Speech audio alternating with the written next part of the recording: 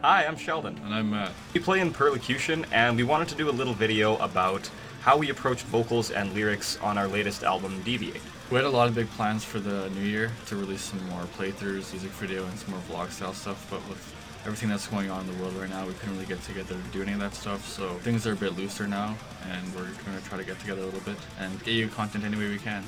As we've touched on before in a couple of our posts, we do basically everything ourselves. I think the only thing we didn't do ourselves with this album was the artwork, but everything in terms of the videos, recording, mixing, mastering, all that stuff is all done by us, including the vocals. So most of the vocals were recorded right here in Matt's studio, and then some extra layers and do-overs and such were done actually at my place in my garage. So the whole thing definitely wasn't recorded with a formal studio setting by any means. But the main goal with this album was just to approach it with a lot more attention to detail. With the last album, all the vocals were Matt, and although we were satisfied with it, we just wanted to do a lot more with this one in terms of vocal pitches, vocal sounds. So I stepped up to the task of doing all the high screams and the fry screams. The other main difference is in how we wrote the lyrics. A lot of the song titles were actually chosen by our guitarist Joe. So for example, Biosphere, Homicide, and Cultivate the Masses, he actually chose the titles for those ones, so we made the lyrical content around those titles. And then the other ones, for example, The Enigma and Force of Reason, we had a list of ideas of topics we wanted to cover, so we just used those songs to cover those topics. Yeah, and as I said, a lot of the process was kind of informal. It was just me and Matt sort of hanging out, going for walks, discussing things. And Matt is really awesome at coming up with the initial ideas, sort of like the general topics that the song will be about. And then he really gives me free rein and full control over coming up with the specific words and then where those words are actually placed in the song. Now, as you've noticed, if you've looked at the lyrics, there's a lot going on there, and to Perlocution, that's a huge part, and that's something we haven't really touched on yet, so I wanted to give you a little insight into what goes into the message behind the medium. So I'll start with probably the most common question that we get, and that is, what does perlocution even mean? Or like, what is a perlocution? As per the dictionary, it's an act of speaking or writing which has an action as its aim, but which in itself does not affect or constitute the action. So for example, persuading or convincing. In the context of our band, the act of speaking or writing obviously is the music itself. And while the physical sound waves that we produce don't actually change much of anything in the physical world,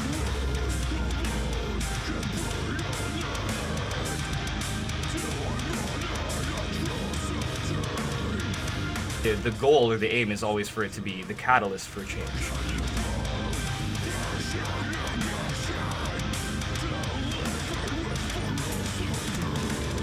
So really, perlocution is meant to be art that is much more than just a medium it's conveyed through, and that's what we really wanted to bring to life with this album. The base principle theme that's underlying in everything we write about is that although we don't have the answers ourselves, there is a clear direction that we realize towards a better quality of life if we base our decisions on the objective world around us. I think a lot of the unnecessary conflict in the world, whether it's on a big scale or a small scale, is a result of people failing to recognize that there is one objective reality happening around us, completely independent of our own beliefs and perspectives. And people try to manipulate that view of reality by subjectifying everything only when it's convenient for them to and to suit their own interests.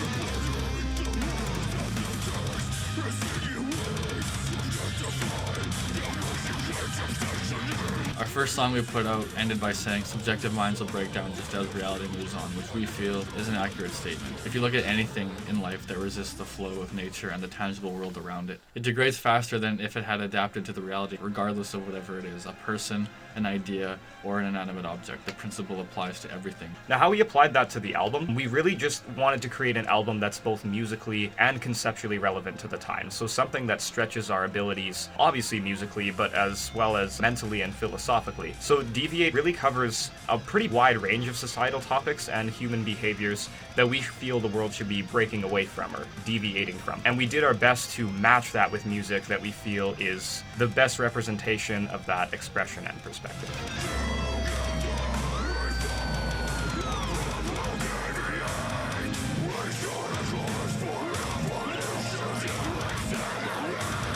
Some might wonder why we chose to use vocals that are hard to understand, but we wanted to utilize our passion for this style of music to help spread our message and have the intensity and the severity of the subject matter, which we feel strongly about, be the aggression and energy of the songs, which appropriately matches the significance of what's being said, making the band something that can finally contain all the emotion and ferocity that we feel needs to be put out into the world. Now we'll just get into a couple of the lyrics we wanted to share with you. A lot of the things we say are pretty controversial, so I wanted to just make it clear sort of where those thoughts are coming from. For lack of a better term or title, I guess, I would consider myself an atheist, and I'm also vegan. So right there, those are a couple of views that really tend to butt heads with a lot of the commonly accepted norms in society. But I also want to make it clear that the controversy really isn't what the album is about. We're not just doing this for the sake of getting under people's skin. So the lyrics absolutely are provocative. They're deliberately provocative.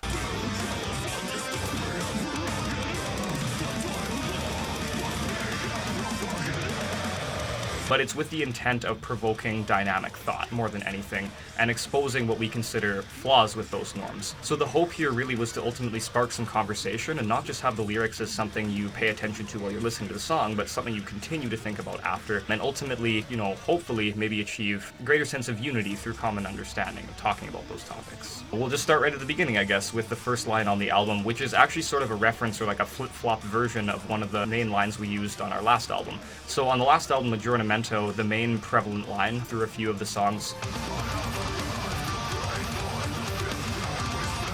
and it's meant to be that kind of bold statement, just saying, you know, we are here to create change and break forth the future we all know we want to head towards. And then Deviate, we flipped it. The future has arrived. Is this what we see?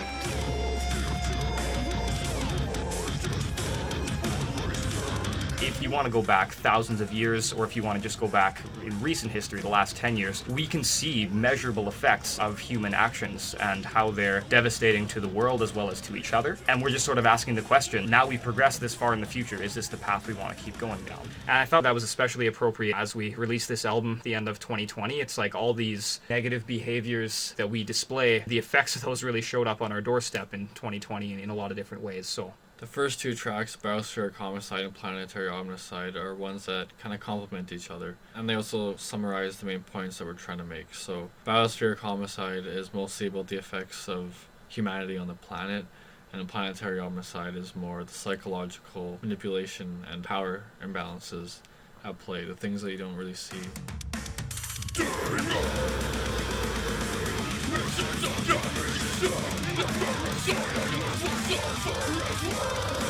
The parasite and host reference, it refers to how much damage we do to the world, but also just how much we obviously depend on it, and how the more damage we cause, the more we suffer in return. And then the other line,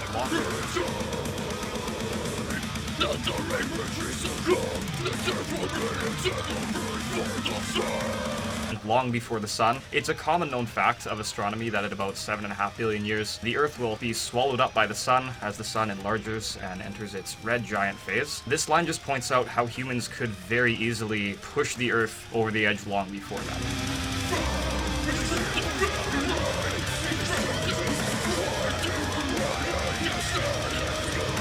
It refers to all the different groups and organizations across the world who passionately fight for their respective cause, but often the net result in terms of how we as a species really progress towards better quality of life, better understanding, so on and so forth, it's really net zero, or in some cases even a step backwards. So, you know, erratic meaning all over the place, and static meaning ultimately without movement.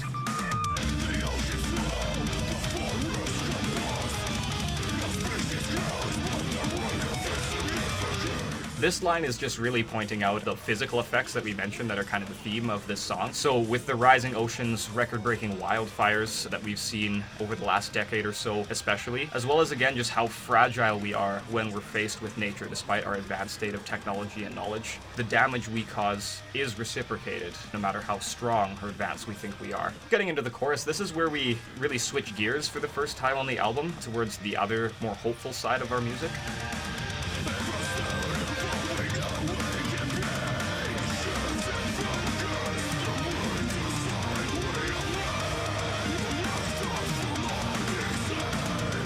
The line, "a shift in focus through redesign we amend," is later complemented with a rift that closes to redefine and transcend.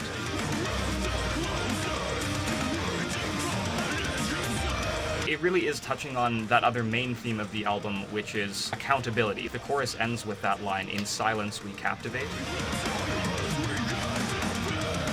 And that's really just to point out that we're not just saying that we're going to do these things. You really have to put it into practice. It's one thing to just use this harsh language and to criticize things, but it's another thing to actually take steps to change them. The last line I'll mention is just a line that mentions the title of the song.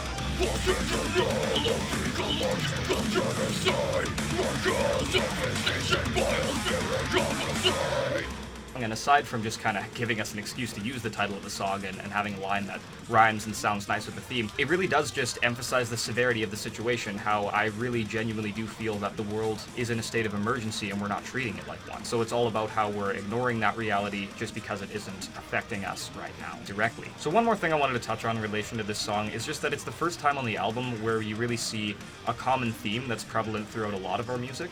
We sort of interchangeably use the term we from the perspective of we as the band, but also we as people, just we as human beings.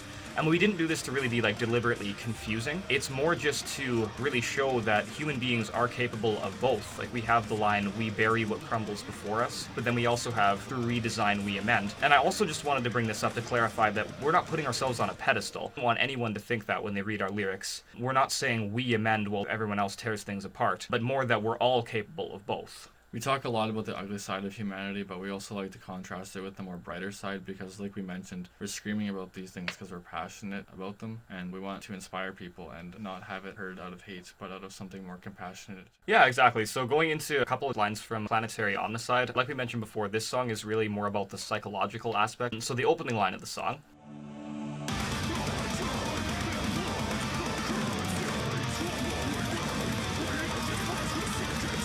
there's so much conflict and disagreement in the world, but one thing we should be able to agree on is that the majority of us are being manipulated to some degree by people in positions of power.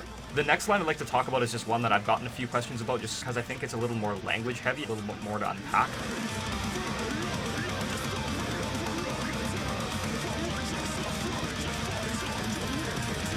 The dystopian prerogative that I'm referring to is the aim of those people in power I just mentioned. And the derivative in mathematics is the instantaneous rate of change. So basically how fast something is changing at any given moment. So the suffering induced by those in control and also by us just going along with it defines our ability to progress.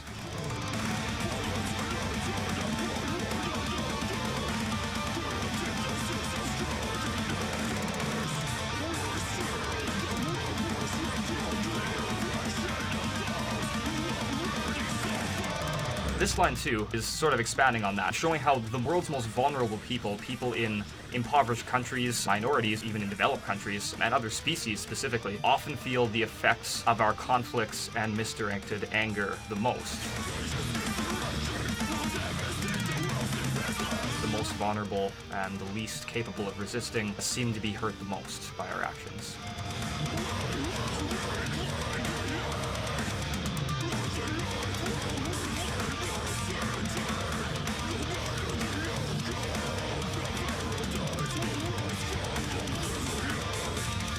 Basically highlighting how there's two different paths we could go down. Either the Earth will regenerate after we've wiped ourselves out, or we can recreate the paradise right now while we still have the chance.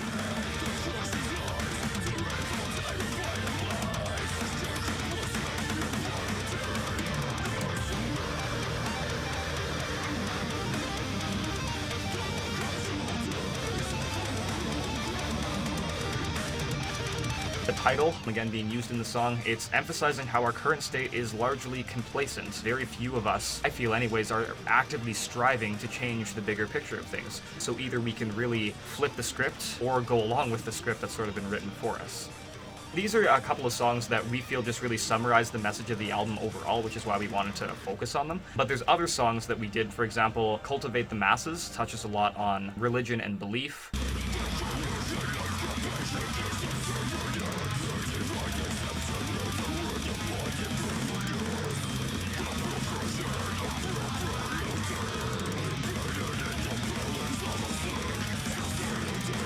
Progress is Power touches a lot on the current state of technology and how we're using it in the world.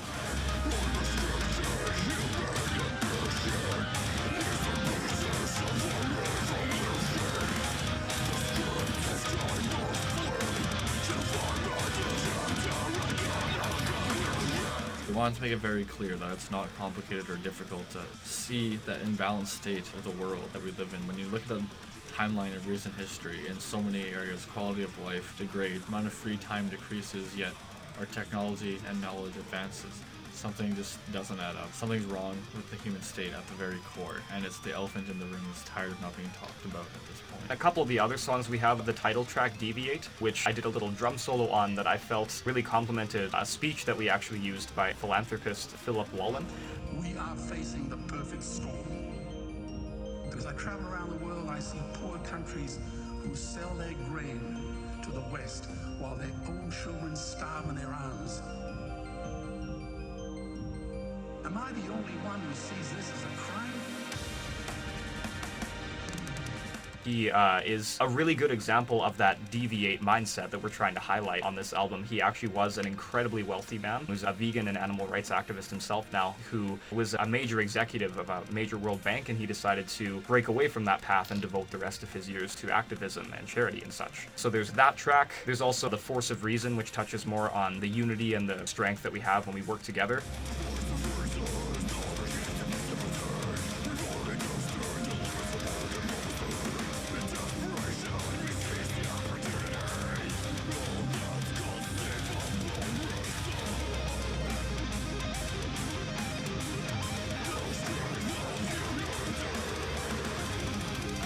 There's also maniacal chromaticism. Yeah, so for maniacal chromaticism, for this one we wanted to make it the song on the album that sounded very nasty and informal compared to everything else. We thought the most appropriate name for the sound would be maniacal chromaticism because the guitar is just doing a lot of crazy sporadic stuff with chromatics. We wanted to then make the lyrical content match the baseless and distastefulness of the sound, so to us that was very much how people discriminate based on race. So how we translated this musical concept into a lyrical one was by trying to think of what the words in the title could mean in the context of discrimination. So maniacal is, crazy, disoriented, manic, and chromatics, which in music refers to that scale Matt was mentioning, where it does kind of sound manic and crazy in the right context. So that part kind of fit already, but chromatics also mainly refers to color. So how we tied that all together is by doing something similar we did with our song Subconscious Facade, where the song takes on the perspective of the person demonstrating that ugly or negative behavior as opposed to the song coming from the perspective of the band. So in Subconscious, we spoke from the perspective of a lazy, apathetic member of society who sort of just happily disregards any consequences of their actions.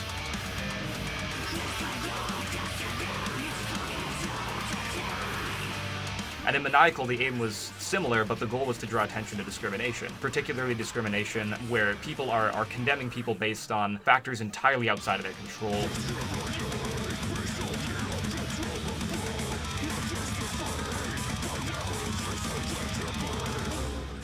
Race, sex and or gender, physical ability versus inability, and even other species. So the perspective we assumed from this song is someone in a deranged, manic state who sees the world through a distorted and incomplete view, basically chromatically distorted.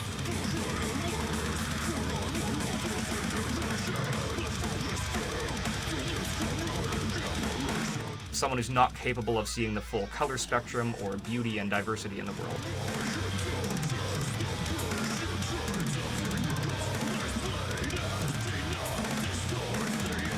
So this is a person who I think is actually a good example of a lot of real people in the world today who actually ultimately know that the behavior they're displaying is nonsensical and that it's damaging.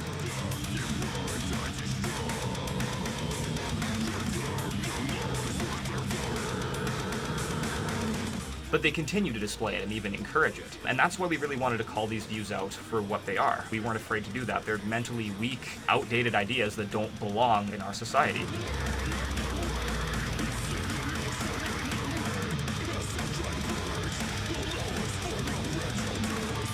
And by making the person in the song not capable of seeing things clearly, sort of deranged, we used it as that extra jab, almost to say, like, you'd have to be insane, you'd have to be crazy to genuinely believe these things and to discriminate based on these things. So it insinuates that to discriminate based on those things must mean that you're just not seeing the whole picture.